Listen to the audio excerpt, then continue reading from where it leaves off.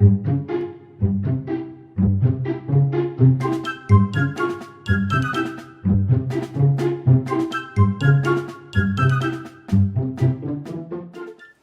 8. Expert Shooting. Rather alarmed, Brad and Dan looked quickly behind them. The roadway was clear, nor could they see anyone hiding in the bushes. They were certain, however, that the arrow had been shot from that direction. "It's a joke, I guess," Brad said, a bit unnerved. "Either that or the gardener is taking this way of getting even." After a moment, the boys went over to the tree and pulled out the arrow from the tree where it had lodged. "Say," Dan declared, "this looks like the arrow that was shot into our target the other day at the castle. It was the same size and shape." "We're not far from the castle grounds either, Brad." "That's so. You know, I don't like the idea of anyone shooting over our heads, Dan. The arrow may have been aimed high on purpose, but it's a dangerous trick." "It sure is. Do you think the gardener would do a trick like that?" "He certainly wanted us to leave. We didn't make any trouble about it, though, so I can't see why he'd shoot an arrow at us." "Even if he didn't, he may know who the archer is," Dan said, slipping the shaft into his pocket. "Let's go back to the tool house and ask him point blank." "Well, this is a free country," Dan argued. "No one has the right to be shooting arrows at us." "All right, we'll ask him," Brad consented. "We are trespassing, though, and he's within his rights to order us off his property." Uncertain of the reception they might receive, the two boys rapidly retraced their steps to the tool house. In walking, they kept a sharp watch on the bushes. Once Dan thought he had heard a giggle from the shadowy woods, but he saw no one. As the boys reached the tool house, the door suddenly swung open. The cubs again found themselves confronted by the gardener. "Back again?"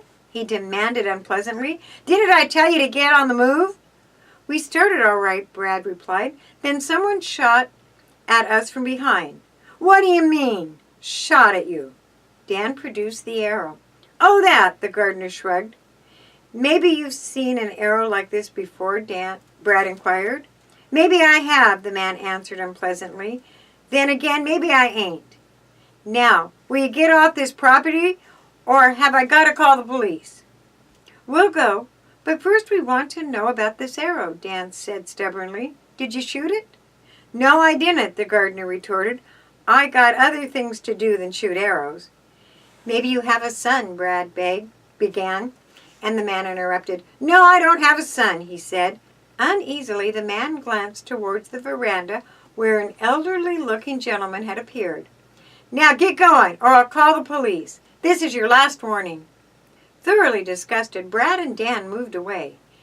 At the bend in the lane, they glanced back and saw that the elderly man remained on the porch watching them. Evidently, he was the owner of the property, they thought.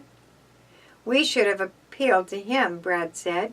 "For some reason, old Sourpuss didn't want us to talk to his employer. Probably he's afraid we'll drop a word to the master about he's allowing the weeds to flourish."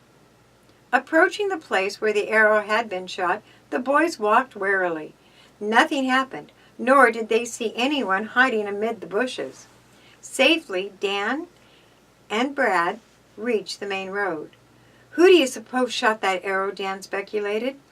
"I don't believe it was the gardener, and he said he had no son." Brad could not venture a guess. He agreed with Dan, however, that the arrow appeared to be identical with the one that had been shot into the target at the castle grounds. The meeting with the gardener had discouraged the two boys. After talking it over, they decided to abandon looking for work that day. "We have one job lined up at any rate," Dan declared. "That will keep the cubs busy and provide a little money." On the following day, the boys of Den 2 joined forces to clear away the weeds and dry grass at the Wilkinson estate. So well did they work that the owner engaged them to clean another larger area for him. By the end of the day, the cubs had netted enough money to buy the material for their costumes. All that week, Dan spent as much time as he could on archery range practice near his home. He and Midge practiced, too, at the Holloway home, with Mr. Holloway offering expert instruction. "You've improved remarkably," Dad praised Dan. "Just don't get excited Saturday, and you may win yet the role of Robin Hood." On Saturday, not only the cubs of both dens, but the parents as well gathered to witness the shooting contest. Mr. Holloway had brought along his movie camera and planned to record the match. "We'll run the contest off as much as possible as it was done at Nottingham Town," Mr. Hatfield announced. "However, the winner shall have the role of Robin Hood." "Review the scenes for us, please," Midge requested the cub leader. Mr. Hatfield explained that the Sheriff of Nottingham had planned the shooting contest as a trick to capture Robin Hood. Because the outlaw was known never to miss an important match, it was believed that he would not fail to appear. "On the sideline, we have the sheriff and his men," the cub leader said. "When the herald blows a blast, the archers take their places. How many are to compete for the role? Only 4 boys have decided to try for it. Besides Dan and Ross, Midge and Clyde Jennings, a boy from Den 1, had finally asked for a chance at the part. Each boy will shoot only 6 arrows, the cub leader instructed, and the one having the highest total is the winner." Clyde Jennings stepped to the line. His first 3 arrows missed the target entirely. The final 3 barely caught in the outer rim. "That finishes me," muttered Clyde, deeply humiliated. "I never did that bad before. Having so many people watching made me nervous." Midge's turn came next. He drew his bow quickly, but did not take a careful aim as he might have done.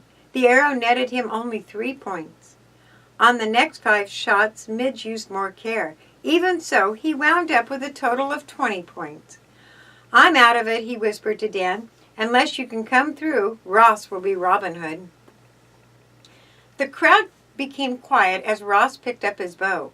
His first 2 arrows landed squarely in the gold of the target. Ross grinned at his own success and winked at one of the cubs. But his next shot was wild, barely catching the outer rim of the target. On his 4th arrow, he recovered form somewhat and managed to net 7 points. His total score read 991753, or 6 arrows shot for a total of 34 points. "Nice going, Ross," praised Dan. "I don't think I can better that." The Den 1 boy's response was a proud smile. He too felt that Dan couldn't beat him. "Shoot as well as you can, Dan," Midge whispered into his ear. "Our play will be ruined if Ross is made Robin Hood." Dan deftly fitted the feather of the arrow into his bowstring, taking aim carefully. He let speed the shaft. Straight it flew, but missed the target by a scant inch and nose-dived into a hillock. The cubs of Den 2 emitted a loud moan. Ross smiled broadly. He was confident now of victory. Outwardly unmoved, Dan again took aim, deliberately lowering his sight.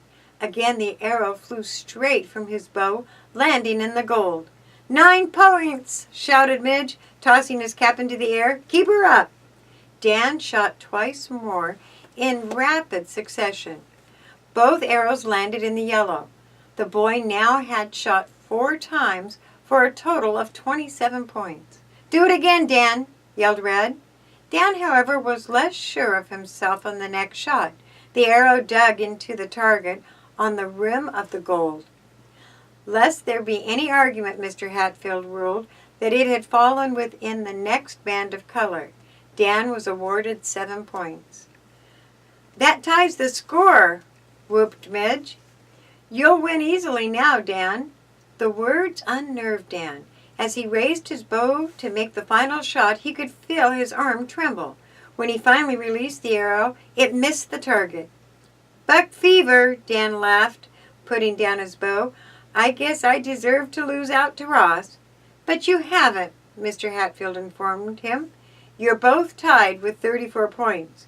Now you'll have to shoot again." Ross had jumped up from the grass. I don't want to do that, he protested. My arm is sore. I hit the target every time while Dan missed twice. Doesn't that prove? Not a thing, said Mr. Hatfield. Well, Ross, if you're unwilling to shoot again, suppose we settle it by drawing lots. Okay, the boy agreed after hesitating a moment. I'm pretty lucky. How about you, Dan? Are you willing to settle it by drawing cuts? It's fair enough, Dan agreed. For that matter, I'm willing to give the part to Ross, honestly. I feel he's the better shot. Ross will make an excellent Sheriff of Nottingham, returned Mr. Hatfield, preparing several strips of paper for the draw, so we'll decide the matter by lot. The cub leader told the boys that the one who received the shortest stub of paper should be declared the winner. Ross took his turn first. After studying the slips which Mr. Hatfield had held half concealed in his hand, he finally drew one forth. Its length, it appeared, fairly short. Dan's turn came next. Thinking that Ross had already won, he selected a strip carelessly. To his astonishment, it was a stub end, at least 2 inches shorter than the paper the other boy had drawn. Dan wins, cried Chips gleefully. Ross was too crestfallen to speak. He started to say that the contest hadn't been fair, but choked off his words. After all, he had protested at shooting a second time and had favored drawing lots. I'm sorry, Ross, Dan said, noticing the other's keen disappointment. If it means so much to you, keep the roll. Ross shook his head and tried to grin. No, you won the part, and it's yours for good, he said. Well spoken, Ross, said Mr. Hatfield, clapping him on the back. A cub has to be a good sport about losing. You'll be an asset to the play as the Sheriff of Nottingham. Oh, sure, Ross murmured, smiling weakly. The cubs started towards the target, intending to retrieve their arrows. Before they could cross the range, 3 arrows were shot in rapid succession over their heads, each lodging in almost the center of the target. Amazed, the boys whirled around. The archer who had sent the arrows winging had drawn his bow from a long distance away, but he was nowhere in sight. Who shot those arrows? Mr. Hatfield demanded. That was a real shooting. I think they came from that clump of bushes to the right, Brad exclaimed. It must be the mysterious fellow who's always taking shots over our heads. Let's nab him. Thus urged the cubs. They made a dash for the clump of foliage. Do-do-do-do.